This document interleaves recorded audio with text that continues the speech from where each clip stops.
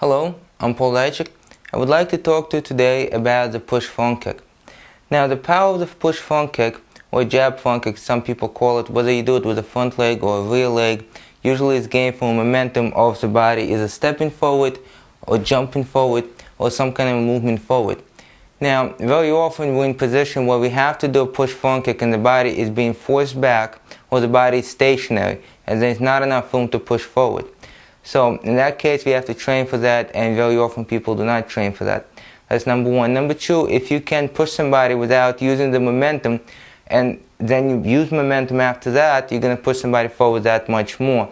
Now, when I say push, we're talking about a kick that actually serves for distance or serves to put somebody off balance rather than to break something. Because if the kick is served to break something, slightly different momentum, slightly different training.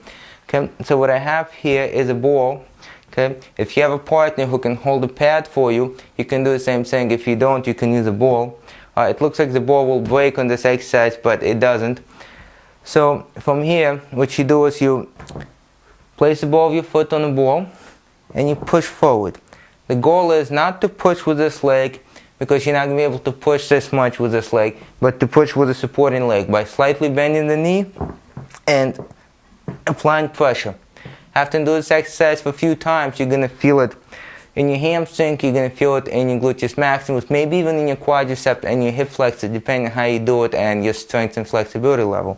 Okay, so from here, you simply push forward. You can do this with a knee slightly extended, knee slightly flexed, but the point is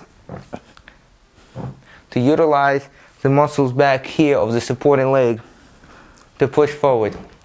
Once you have done that for a while, you'll be able to push without actually using the momentum, and once again, if you do use the momentum, your forward pushing motion and strength will be so much more.